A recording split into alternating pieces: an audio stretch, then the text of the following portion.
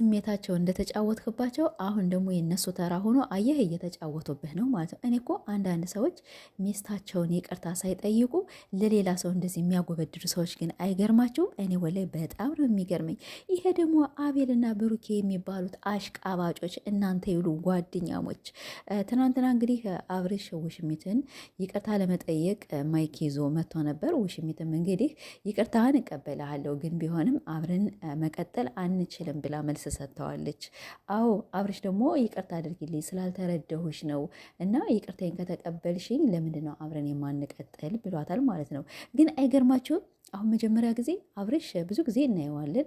ለስራም ቢሆን ለምንም ቢሆን እኛ በመጣልን ቪዲዮ ነው የምንናገረው። ዘም ብለን ከመሬት ተነስተን አይደለም። ለምን ብትሉ አብርሽ አሁን በሴቶች ስሜት በጣም ይጫወታል። እነሱ ደግሞ አሁን ተራቸው ሆኖ ሩታን ፍቅር አሰጣት አትችም፣ አለባበስ አትችም፣ እንዲህ ማለት አትችም። ሩታ ማለት ነው የቡታጀራን ሰው እንዲህ ነው ያሽከረከረችው። ብታውቁ ኖሮ ከአለባበስ ከፍቅር አሰጣጥ እኛ በምንድን ነው ሩታን የምናደንቃታ?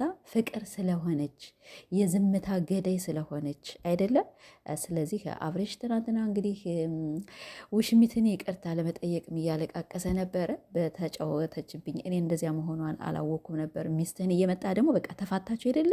እኛ የምናውቅ የተፋታ ሰው ስም ሲያዘሩ ስም ሲነሳሳ ምናምን ነገር አይተን አናውቅም። በቃ ተጣላችሁ፣ ተፋታችሁ፣ ለቀቅ አድርጋት። አሁን ሩታ ያንተን ስም ትናንትና መታለች። እኔ ያንተን ስም ስትጠራ አልሰማኋትም። እህቷን ብትሆን የሩታ እህት ለሁለታችሁ ሳይድ ሆነን ነው የምንናገር ብላለች። ሰምቻታለሁ ማለት ነው።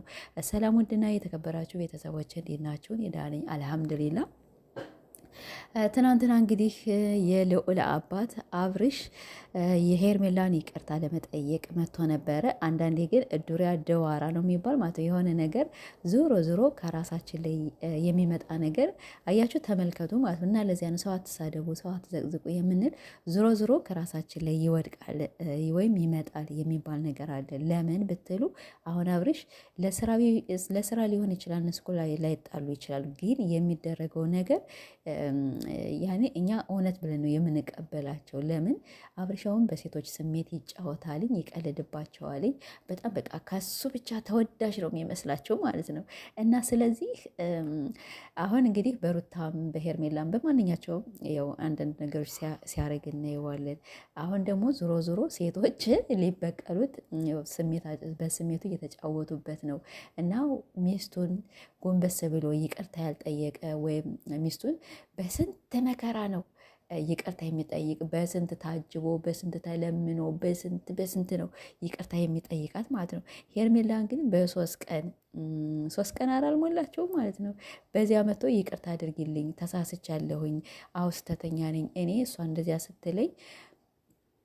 ስትለኝ እውነት መስሎኝ በቃ ከእሷ ጋር ለመቀጠል ፈልጌ ነበር፣ ግን ተሳስቻለሁ። እሷ ደግሞ እኔ እኮ እሷ ውሸቷን መሆኗን አውቄ ነበረ። አፈርሜ ማለት ነው። አንቺ በሰው ትዳር ገብተሽ የሰው ትዳር የምትበትኝ አንቺም ሴት ነሽ። ነገ ጧት ሴት ተወልጃለሽ። ያው ሊኖርሽም ይችላል አይታወቅም።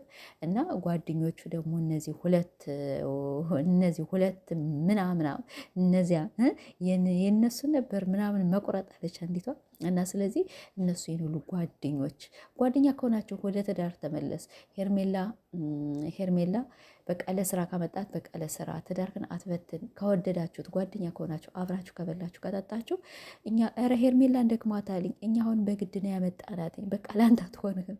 ድሮ ነግረ እኔን ወላሂ እኮ ግርም ይሉኛል አንዳንዴ ዝም እየሳስባቸው እንዴት ነው የሚያደርጉት? አንዱ ትናንትና መጥቶ ለሩታ ካናዳ ምናምን ነገር ልንወስዳት ነው በቃ አብርሽ ላይ ይሆናል። ያ ከአብርሽ ጎን የነበሩት አሁን ደግሞ ከሩታ ወሬ ይወስዱና አብርሽ ደግሞ የተጣላሃት ሚስት ወይም የፈታሃት ሚስት እየመጣህ ስም አታዝራ፣ በቃ አታሰድባት። አንተ ተወዳጅ፣ ሩታ ተሰዳቢ። በነገራችን ላይ ማንም አይሰድባትም። ለምን ሩታን ከጧት አንስተን ከሆዷ ምርምር አድርገን የውስጧን አውቀናል፣ ገብቶናል ማለት ነው። ለምን አንዳንዴ በእኛ ህይወትም ሊኖር ይችላልና የሰውን ስሜት እንረዳለን። ያች ልጅ ምንም ባትናገር ዝም ስትል ከውስጧ የሆነ ነገር አለ። ስትስቅ ደግሞ የውሸት ሳቅ የሚባል ነገር አለ እና እንደዚያ ሊሆን ይችላል ሩታ ማለት ነው። እና አሁን በቃ ተጣላቸው አይደለ? ሽምግልና ይዘህ ሚስትህን ታረቅ ነው እኛ የምንልህ ማለት ነው። ምንም በዚያ በዚህ ብተል ማንም አይፈልግም። ግን አሁን አንተ በቃ ተሳስቻለሁ ብለህ ከጥፋት ላይ ጥፋት ከምታጠፋ ተጎንብሰ ይቅርታ ብጠይቃት ያነ ነበር ጎበዝ ወንድ የምትባል። እና እንግዲህ አቶ አብሬሽ ያደረገው ነገር ይሄ ነው። ደግሞ አታልቃቅስ ማለት ነው። ወንድ ከሆንህ ማለቃቀስ ሳይሆን ይቅርታ መጠየቅ፣ ልጃችሁን አብራችሁ ማሳደግ፣ የፈታሃት ሚስት ደግሞ ስሟን አለማነሳሳት፣ እንደዚያ ነው እኛ የምናውቅ። እናንተን ይሉ ጓደኛሞች ማለት ነው፣ የጓደኛ ጅሎች። እንዲሁ አንድ ሰው ትዳሩን አፋቶ በመንገድ ያገኛትን ሴት ወይም እነሱ የሚቀርባትን ሴት ካላገባ ይሉታል። እንዲ አብርሽም ጅል አንፎ አለ። ሰውየው ለካም ወዶ አይደለም ማለት ነው። እና እኔ እንጃ ይገርሙኛል። ብቻ በጣም ለሩታ ያላቸው ጠላት በሩታ እጅ በልተው ጠጥተው ብዙ ነገር አድርገው ምንም ድራማ ቢሆን ለእኛ ከዚህ ላይ አሁን አያስተምርም። ጓደኛ ማለት ባልና ሚስት ሲጣለው ምንም ነገር በቃ ያቅማቸውን መሞከር፣ ታረቁ። ትዳር ማለት እንደዚህ አይደለም፣ መቻቻል ነው። እንደዚህ እያለ ነው እንጂ እኛ ጓደኛ የምናውቀ ሲያስታርቅ በአቅማቸው ልክ ሲሆንም ዋሽታችሁም ቢሆን አስታርቁ ይባላል። እና ስለዚህ እነዚህ በቃ ሩታ እኮ ድሮም አትሆንህም ነበረ፣ እሷን አባርህ፣ አሁን በቃ ሄርሜላ ለአንተ ቦታ የላትም፣ እንደዚህ እያሉ ደግሞ አንደኛቸውን ያባቡታል ማለት ነው። አይ አብርሽ የሰራሃት ግፍ ይኸውልህ ዞሮ ከራስ ላይ ወደቀ። ለማንኛውም አይዞህ።